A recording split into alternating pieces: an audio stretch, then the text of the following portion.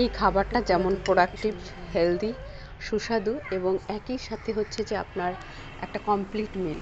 সাবুদানার এই রেসিপিটা যেভাবে আমি জানি অনেকেই জানেন, পানিটা খুব বয়েল করে নিতে হয়, নেওয়ার পরে হচ্ছে সাবুদানাটা দিয়ে এটা একদম 100% সেদ্ধ করে নিতে হয়। সেদ্ধ করব কিভাবে? একদম সাদা অংশটা বোঝা যাবে যে একদম ঝকঝক কাঁচের মতো স্বচ্ছ দেখা যাচ্ছে, তখন বুঝবো যে আমার সাবুদানাটা কমপ্লিটলি সেদ্ধ হয়ে গেছে।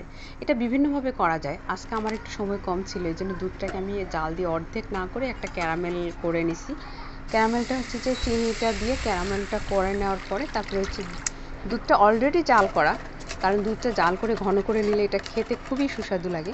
তো আমি হচ্ছে ক্যারামেলটা দেওয়ার পর, ক্যারামেলটা করার পরে দুধটা ঢেলে দেওয়ার পরে জাস্ট কালারটা সুন্দর লাগে এই জন্য। আর একটা কথা হচ্ছে যে মনে হবে যে ক্যারামেলটা মানে দুধের সাথে মিক্সড হয়ে যাবে না, কিছুক্ষণ জাল করার পরে ওটা অলরেডি মিক্সড হয়ে যায়। এখানে ফ্রুটস আপনি আপনার ইচ্ছা মতো নেবেন, তবে অবশ্যই কলাটা অবশ্যই রাখবেন, বাকিগুলো সব ইচ্ছা মতো। এখানে আমি হচ্ছে কলা, তারপর হচ্ছে আনার, তারপর হচ্ছে আপেল দিছি।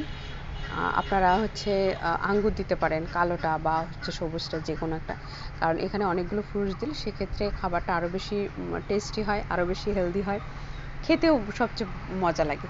এইটা দেওয়ার পরে আমি যে ওই সাবুদানাটা সেদ্ধ করে রাখছিলাম সেটা হচ্ছে এর মধ্যে ঢেলে দিলাম। তারপর হচ্ছে ওই যে দুধটা রেডি করে রাখছিলাম, তবে এগুলো অবশ্যই ঠান্ডা হতে হবে, দুধটাও ঠান্ডা করে নিতে হবে।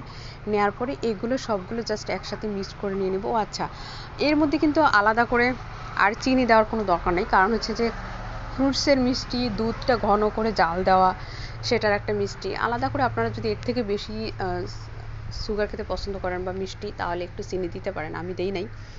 এইটা এখন সবগুলো খুব ভালোভাবে মিক্স করে ফ্রিজে আধা ঘন্টা রেখে দেন, আর হচ্ছে গরম ওয়েদারে বের করে জাস্ট এর টেস্টটা উপভোগ করেন, খেতে অসাধারণ লাগে। আপনারা ট্রাই করে দেখতে পারেন।